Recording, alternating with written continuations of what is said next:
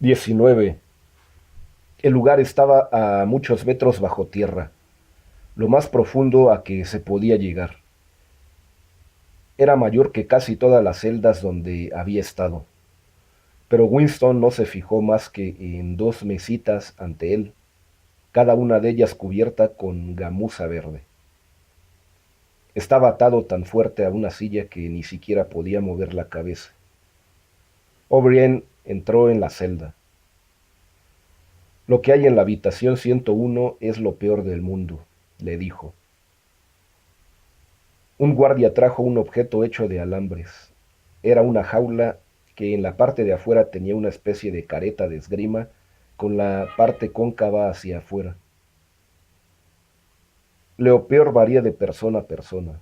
Puede ser que te entierren vivo o morir quemado o ahogado. Muchas cosas pueden ser lo peor del mundo. En tu caso son las ratas.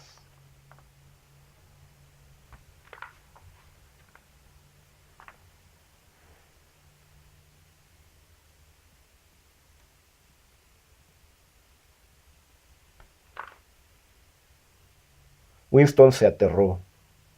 No puedes hacer esto, gritó con voz descompuesta. Es imposible.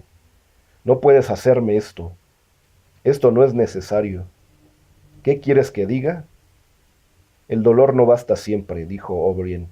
Hay ocasiones en que un ser humano es capaz de resistir el dolor, incluso hasta bordear la muerte. Pero para todos hay algo que no puede soportarse, algo tan inaguantable que ni siquiera se puede pensar en ello. No se trata de valor ni de cobardía. Si estás cayendo desde una gran altura, no es cobardía que te agarres a una cuerda que encuentres en tu caída. Si subes a la superficie desde el fondo de un río, no es cobardía que llenes de aire tus pulmones, es solo un instinto que no puede ser desobedecido. Lo mismo te ocurre ahora con las ratas.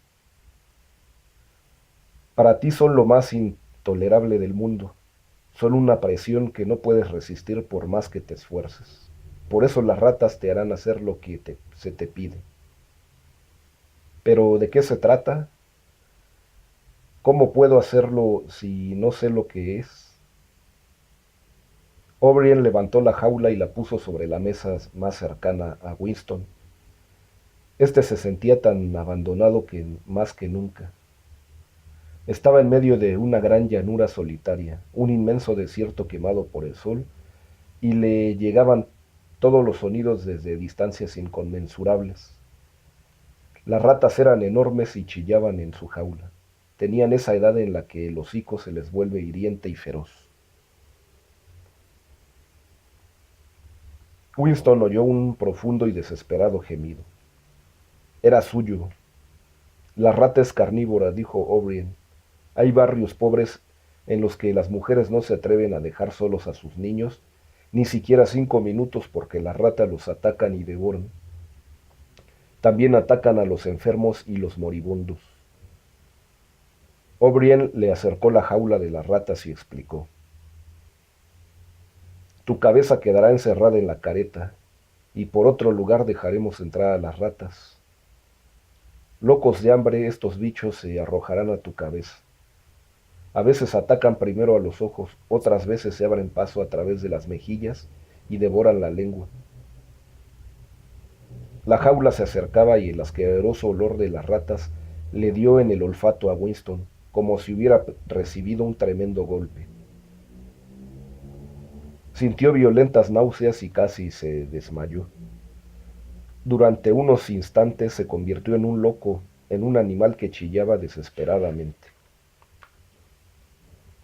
La locura le regaló una idea. La única manera de salvarse era imponerse a otro ser humano. El cuerpo de otro animal, de otro ser humano entre las ratas y él. Y comprendió que en todo el mundo solo había una persona a la que podía transferir su castigo, solo un cuerpo que podía arrojar entre las ratas y él, y gritó cada vez más frenéticamente. Ponle la rata a Julia, a mí no, no me importa lo que le hagas a ella, desgárrale la cara, descoyúntale los huesos, a mí no, a Julia.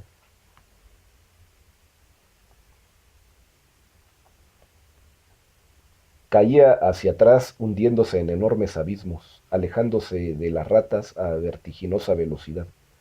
Estaba todavía atado a la silla, pero había pasado a través del suelo, de los muros del edificio, de la tierra, de los océanos, e iba lanzado por la atmósfera en los espacios interestelares, alejándose sin cesar de las ratas.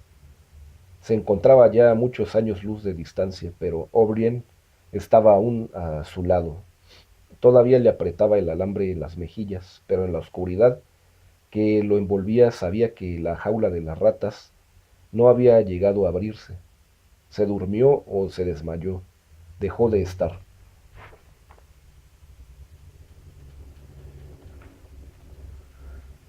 Un rayo del sol entró por una ventana y cayó sobre las polvorientas mesas. Eran las 15 horas. La telepantalla emitía una música ligera. Sentado en un rincón, de vez en cuando Winston levantaba la mirada hacia la cara, que lo miraba fijamente desde la pared de enfrente. El gran hermano te vigila, decía el letrero. Sin que se lo pudiera, un camarero se acercó a llenarle el vaso con ginebra de la Victoria, echándole también unas cuantas gotas de una botella que tenía un tubito atravesándole el tapón. Era endulzante aromatizado con clavo, la especialidad de la casa. Winston escuchaba la telepantalla. Solo emitía música, pero había la posibilidad de que de un momento a otro diera su comunicado el ministro de la Paz. Las noticias del frente africano eran muy intranquilizadoras. Winston había estado muy preocupado todo el día por eso. Un ejército eurasiático, Oceanía estaba en guerra con Eurasia. Oceanía había estado siempre en guerra con Eurasia. Avanzaba hacia el sur con aterradora velocidad. El comunicado del mediodía no se había referido a ninguna zona concreta, pero probablemente a aquellas horas se lucharía ya en la desembocadura del Congo. Brazzaville y Leopoldville estaban en peligro. No había que mirar a ningún mapa para saber lo que eso significaba. No era solo cuestión de perder el África Central. Por primera vez en la guerra, el territorio de Oceanía se hallaba amenazado. Una violenta emoción, no exactamente miedo, sino una especie de excitación indiferenciada, se apoderó de él para luego desaparecer. Dejó de pensar en la guerra. En esos días no podía fijar el pensamiento en ningún otro tema más que unos momentos. Se bebió el vaso de un golpe. Como siempre lo hizo estremecerse e incluso sentir arcadas. El líquido era horrible, el clavo y el endulzante, ya de por sí repugnantes. No podían suprimir el aceitoso sabor de la ginebra que le acompañaba día y noche. Iba inseparablemente unido en su mente con el olor de aquellas. Nunca las nombraba, ni siquiera en sus más recónditos pensamientos. Era algo de lo que Winston tenía una confusa conciencia, un olor que llevaba siempre pegado a la nariz. La ginebra le hizo eructar. Había engordado desde que lo soltaron, recobrado su antiguo buen color, que incluso se le había intensificado. Tenía las facciones más vastas, la piel de la nariz y de los pómulos era rojiza y rasposa, e incluso su calva tenía un tono rojo. Un camarero le trajo el tablero del ajedrez y el Times de ese día. Llenó su vaso con ginebra. Winston tenía la impresión de que siempre le cobraban más de lo debido, pero no le importaba. Ahora le sobraba el dinero. Le habían dado un puesto en el que cobraba mucho más que en su antigua colocación. 20. Las blancas daban mate en 2 jugadas. Siempre ganan las blancas, pensó. ¿Acaso no simbolizan las blancas el invariante triunfo del bien sobre el mal. El enorme rostro del gran hermano miraba a Winston con su poderosa calma. La voz de la telepantalla con un tono grave dijo: estén preparados para escuchar un importante comunicado a las 15:30. 15:30. Son noticias de la mayor importancia, no se las pierdan. 15:30. La música volvió a sonar. El instinto le dijo a Winston que debía haber malas noticias del frente. Durante todo el día había pensado con excitación en la posible derrota aplastante en África. Le parecía estar viendo el ejército eurasiático cruzando la frontera que nunca había sido violada y derramándose por los territorios de Oceanía, como una columna de hormigas. Había que actuar con rapidez. Si el enemigo dominaba toda el África, si lograba tener aviones y submarinos en el Cabo, cortarían a Oceanía en dos. Eso podía significarlo todo: la derrota, una nueva división del mundo, la destrucción del partido. Respiró hondamente. Sentía una extraordinaria mezcla de sentimientos, pero en realidad no eran una mezcla, sino una sucesión de capas o estratos de sentimientos en que no se sabía cuál era la capa predominante. Sus pensamientos volvieron a vagar sin poder concentrarse en el problema del ajedrez. Casi inconscientemente, trazó con su dedo en el polvo de la mesa. 2 más 2 igual. Dentro de ti no puedes entrar nunca, le había dicho Julia, pero sí podían penetrar en uno. Lo que te ocurre aquí es para siempre, le había dicho O'Brien. Eso era verdad. Había cosas, los actos propios, de las que no era posible rehacerse. Algo moría en el interior de la persona, algo se quemaba, se cauterizaba. Winston la había visto, incluso había hablado con ella. Ningún peligro había en ello. Winston sabía casi instintivamente que ahora no se interesaban por lo que él hacía. Podía haberse citado con ella si hubiera querido. Esa única vez se encontraron por casualidad. Fue en el parque, un día muy desagradable, en el que toda la hierba había muerto. La vio a menos de 10 metros de distancia. Había cambiado de un modo indefinible. Se cruzaron sin hacerse la menor señal. Él se volvió y la siguió, pero sin mucho interés. Ya no había peligro, nadie se interesaba por ellos. Julia no le hablaba. No había telepantallas, pero debía haber micrófonos ocultos. Ella no respondía cuando Winston la agarró del brazo. Él ya sabía lo que había cambiado en ella. Tenía el rostro más demacrado y una larga cicatriz, oculta en la parte por el cabello. Le cruzaba la frente y la sien. La cintura se le había ensanchado mucho y toda ella era rígida. Su cuerpo le hacía recordar la rigidez de un cadáver. Se le ocurrió que su piel ahora sería una contextura diferente. Julia le echó una mirada fugaz, llena de desprecio y repugnancia. Winston se preguntó si esa versión procedía de sus relaciones pasadas o si se la inspiraba también su desfigurado rostro y el agua que le salía de los ojos. Julia por fin habló y dijo: te traicioné. Yo también te traicioné, dijo él. Julia lo miró con disgusto y dijo: a veces te amenazan con algo, algo que no puedes soportar, pero ni siquiera puedes imaginar sin temblar.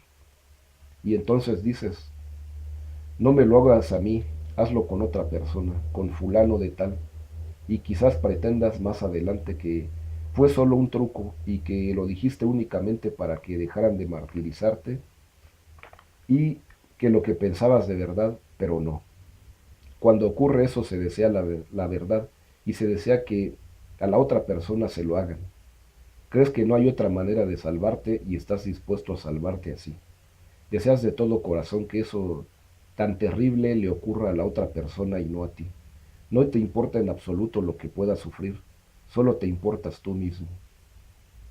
Solo te importas tú mismo, repitió Winston, como un eco. Y después de eso no puedes sentir por la otra persona lo que sentías antes. No, dijo él, no se siente lo mismo. Julia dijo algo sobre tomar el metro y se levantó para marcharse. Tenemos que vernos otro día, dijo Winston. Sí, tenemos que vernos, dijo ella. Julia empezó a caminar y Winston la siguió poco a poco. No volvieron a hablar, aunque ella no le dijo que se apartara. Andaba muy rápido y así evitaba que fuera a su lado. Winston quería acompañarla hasta la estación del metro, pero de repente se le hizo muy pesado caminar con tanto frío que hacía. Le parecía que aquello no tenía sentido. No era tan el deseo de apartarse de Julia como el de regresar al café lo que le impulsaba, pues nunca le había traído tanto ese café como en el momento actual. Tenía una visión nostálgica de su mesa del rincón, con el periódico, el ajedrez y la ginebra que fluía sin cesar. Sobre todo allí habría calor. Por eso poco a poco, y solo accidentalmente, se dejó separar de ella por una pequeña aglomeración de gente. Hizo un desganado intento de volver a seguirla, pero disminuyó el paso y se volvió, marchando en dirección opuesta. 5 metros más allá se volvió a mirar. No había demasiada circulación, pero ya no podía distinguirla. Julia podría haber sido cualquiera de 12 figuras borrosas que se apresuraban en dirección al metro. Era posible que no pudiera reconocer ya su cuerpo tan deformado. Cuando ocurre eso se desea de verdad, y él lo había pensado en serio. No solamente lo había dicho, sino que lo había deseado. Había deseado que fuera ella y no él quien tuviera que soportar a las... Se produjo un sutil cambio en la música que brotaba de la telepantalla. Apareció una nota humorística, la nota amarilla. Una voz. Quizá no estuviera sucediendo de verdad, sino que fuera solo un recuerdo que tomaba formas de sonido. Cantaba, bajo el nogal de las ramas extendidas, yo te vendí y tú me vendiste. Winston tenía los ojos más lacrimosos que de costumbre. Un camarero que pasaba junto a él vio que tenía vacío el vaso y se lo volvió a llenar de botella de ginebra. El líquido estaba más repugnante cuando más lo bebía, pero era el elemento en el que él nadaba. Era su vida, su muerte y su resurrección. La ginebra lo hundía cada noche en un sopor animal y lo hacía revivir todas las mañanas. Al despertar con los párpados pegajosos, la boca pastosa y la espalda que parecía habérsele partido, le había sido imposible echarse debajo de la cama si no hubiera tenido la botella de ginebra y una taza. Durante la mañana miraba la telepantalla con la botella siempre a mano. Las tardes se las pasaba en el café y 2 veces por semana iba al Ministerio de la Verdad y trabajaba un rato, si a lo que hacía podía llamársele trabajo. Estaba en un subcomité que, junto a muchos otros, ayudaba a preparar la 11ª edición del diccionario de neolengua. En su despacho se dedicaban a elaborar lo que llamaban el informe provisional, pero Winston se había enterado de que él tenía que informar. Tenía alguna relación con la cuestión de si las comas deben colocarse dentro o fuera de las comillas.